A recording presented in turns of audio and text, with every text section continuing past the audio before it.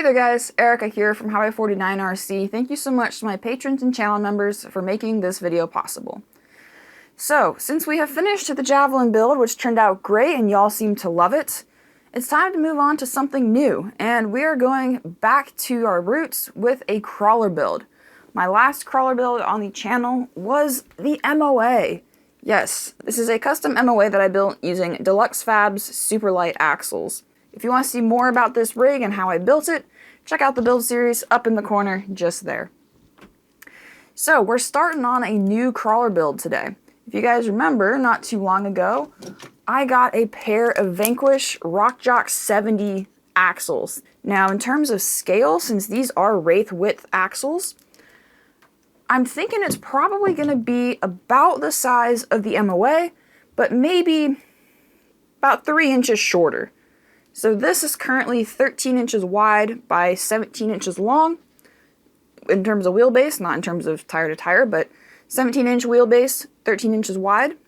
I think we're going to shoot for about 12 inches wide and around 14 or 15 inches long. I have no clue what the body or maybe roll cage is going to look like. I have no idea what tires I'm going to run, but I pretty much know what I want my drivetrain and suspension to look like. It's kind of a unique design that I came up with in my head a few years ago that I've never had a chance to actually give a try, but I think the whole rig is going to turn out to be kind of a belly dragger with an extreme weight bias to the front. So it's kind of going to end up like a cheater rig because it's going to be shaft driven, super forward biased in terms of weight. I don't really know what the chassis is going to be like. We're probably going to end up making our own, even though I have one that I'll show you here in a minute. So this whole build is kind of a big question mark for me, right? But to help us cement in some of these ideas, today we need to start by getting some of the major components put together and ready to go. So we already covered the axles. Now I've got this steel BPC chassis that I've had for a while. And this is not going to be our final chassis. We're most likely going to be making our own or extremely modifying this one, cutting it up, welding it, extending it, all of that nonsense. But we'll kind of have to see as the build goes along. These are all of the cross braces and other accessories for the chassis. I've got a bunch of parts here to put together a transmission. I've got a set of helical gears from Boom Racing. I've got a Samix motor plate. I've got a handful of pins and shafts for the 3-gear transmission. I've got a Vanquish transmission case, Avid bearings, of course, because I only run Avid, and a transmission spur gear cover as well. I've got a spur gear actually laying around somewhere. I'll have to dig that out. Boom Racing hexes, and then a Boom Racing dig transfer case and some overdrive gears for it. And then for electronics, I've got a Holmes Hobbies revolver. This is the 540 Classic 1450 kV. This should be a very, very torquey motor, from what I've heard. I've got a Castle Creations Copperhead 10 and 2 NSD RC servos. I've got an RS800 V2 in red and an RS100 micro servo for the dig transfer case. Now obviously you can tell that I've got some red parts and the theme of the build is going to be red. So with all that covered, I'm going to start by slamming the chassis together and then we'll move on to probably the transmission. With my chassis temporarily put together with a couple cross braces, we can move on to putting our transmission together. Alrighty, so for starters, I'm going to put bearings into my transmission case halves. Just like that. And then I'm going to grab my center gear and put a couple bearings in that. I'm going to grab my little support shaft for said gear and bearings, stick it through there, and get that installed into the transmission case. Grab my outdrive gear, put it in there. Then I'm going to grab my top shaft and this itty bitty little pin, stick it through there, grab my top gear, slide that on, get the pin aligned into the slot, just like that. I can take and drop this into the transmission case. Then I'm going to goop a bit of grease in there, get everything lubricated nicely. Kind of a messy part of the whole job, but hey, it's got to be done. Now I can grab my other case half and get that sandwiched together carefully. There we go. I'll grab a rag and wipe off that excess grease. And there's the base of our transmission all put together. Now I can grab my spur gear backing plate, slide that on, grab my motor plate, stick it on, and put a few screws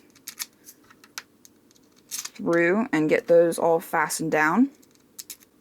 Now we've got the transmission all bolted together. I can grab this spacer, slide that on the shaft, grab my slipper plate, stick that on there, and then my spur gear and other slipper plate, that can go on once it lines up for me. Come on, you punk. And then finally, the slipper spring and the slipper clutch nut. And there you have a fully assembled axial 3-gear transmission. I'm just going to slap the motor in it, and then we'll be moving on to the next part of the build. Alright, I've got my Holmes revolver motor installed on my transmission, as well as my spur gear cover, and with that, our transmission is complete, which is awesome. Now, the next thing I want to do is check my axles to see if there is any grease in there. Because if there's not, we need to grease them up. So I've gotten the trusses off of them, and I've left one screw left in the cover. So let's pull the front cover off and take a look, see if there's any grease in there. And verdict is, yes, there's a little bit of grease, but I will likely be putting some more in there, just as a precaution. Let's check the rear one, and survey says there's also grease. However, it is looking pretty dirty, or it is a different type of grease, but I'd say it is fairly dirty looking. So I'm going to go ahead and slap a little bit extra grease in these guys. That should be far more than enough. I'll have to clean up the excess, but that is nice and properly lubricated. Oh yeah. Okay folks, my Vanquish axles are all put back together, so we can move on to our Boom Racing Dig transfer case. Now this is going to be definitely a little bit tricky. It is very intimidating because it is not something I have built before. So, first things first, we need to grab this half of the transfer case and we need to install this little guide pin into it right there. Okay, this might be a job for some pliers. This is so small.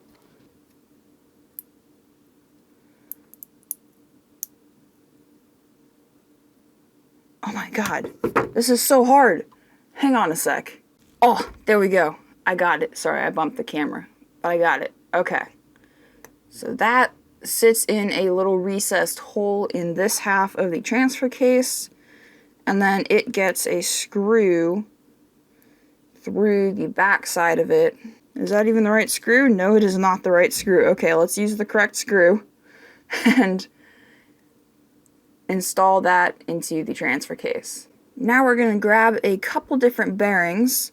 Put one of these right there, one of these guys up there, and then we need this cover, which gets another bearing, and it has a plate that goes in between it. This is the dig locking plate that locks up the transfer case so you actually have dig. And then this goes on the outside of the transfer case housing.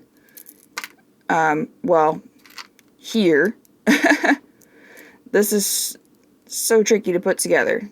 And then we put the bearing cap on top of it, like so. Can you see that? I hope you can see that. And then put a couple screws in the hole. So there is one half of the transfer case put together. Got our bearings in there and our locking plate in there. Next up, we're going to grab the other half of the transfer case, and we're going to put 2 of the big bearings in it, like that, and then put a small bearing down in the corner. So we've got our bearings installed, and then it wants the wire tube to go through this hole, and it looks like it's oblong, so it slips in this hole. Yeah, like that. I know it's kind of hard to see down in there, but it slips in this oblong hole, and then it says that you rotate it to lock it in place. So now that that's installed, we're going to move on to some of our shafts.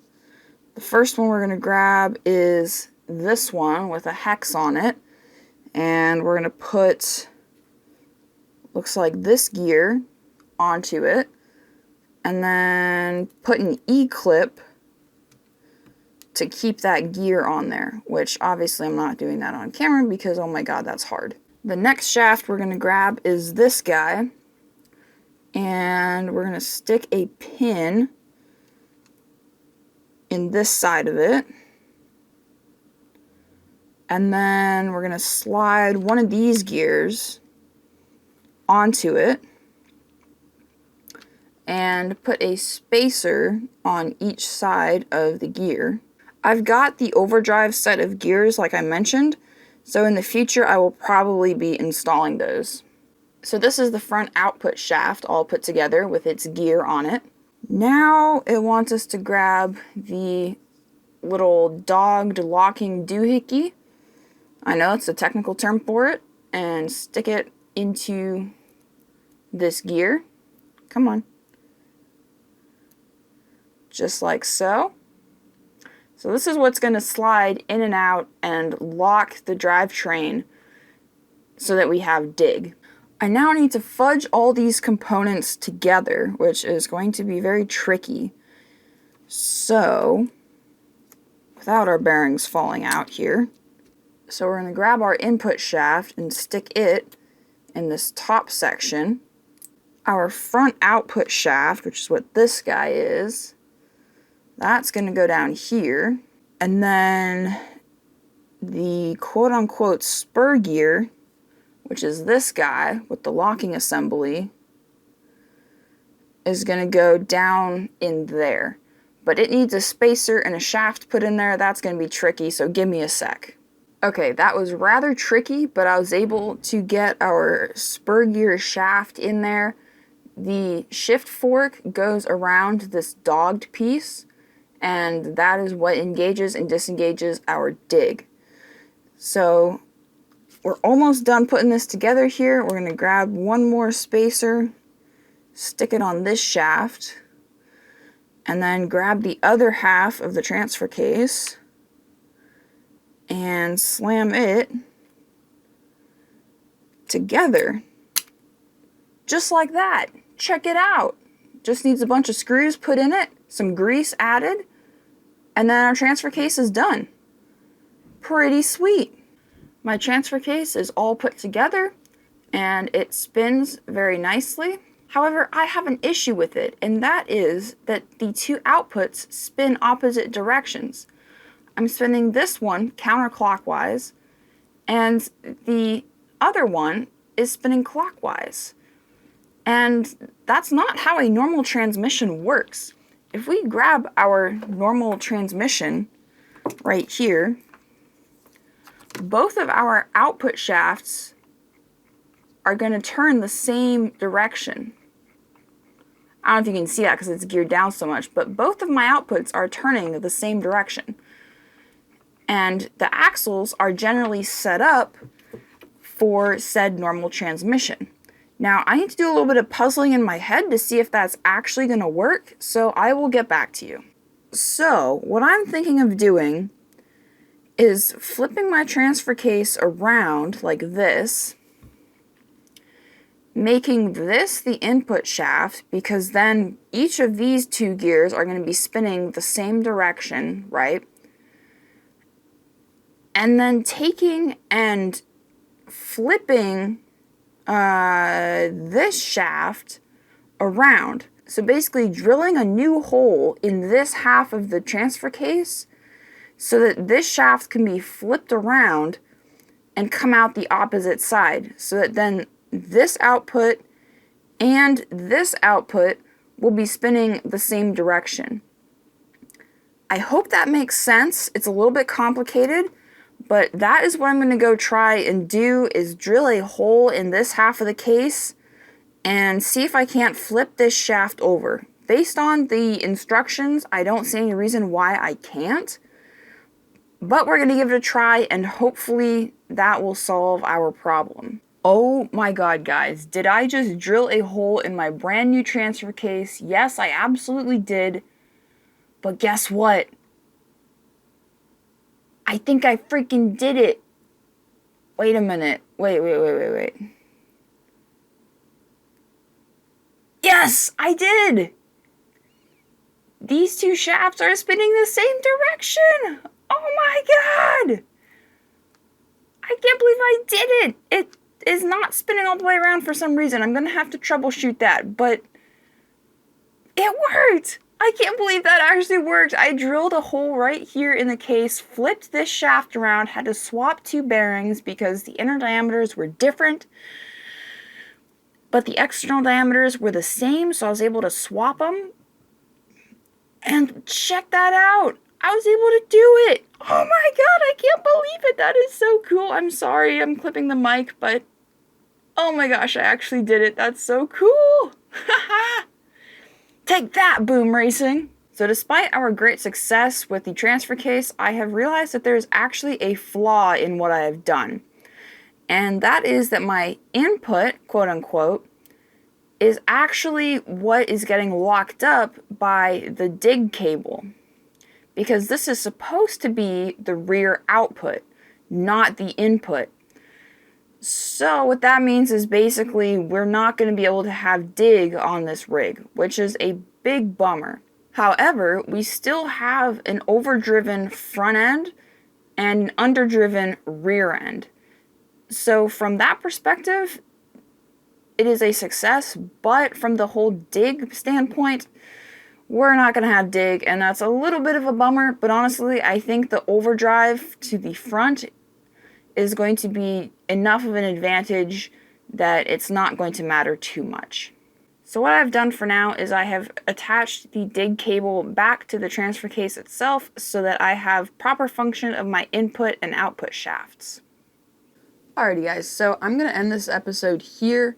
I kind of just continued filming this build without stopping to think about actually turning it into episodes, so I don't have any intros or outros in between videos. So with that, I hope you guys have enjoyed this video. If you did, please do leave a big fat thumbs up. If this does happen to be the first video that you have seen by me, make sure you go down, hit that subscribe button, leave a comment down below. If you want to catch up with me outside of YouTube, head over to my Instagram at highway49_RC. If you want to chat with fellow RC enthusiasts, head over to my Discord server. And if you want to support me and the channel, consider becoming a channel member or joining my Patreon. Links are in the description, guys. Thank you again so much for watching, and I will see y'all in the next one.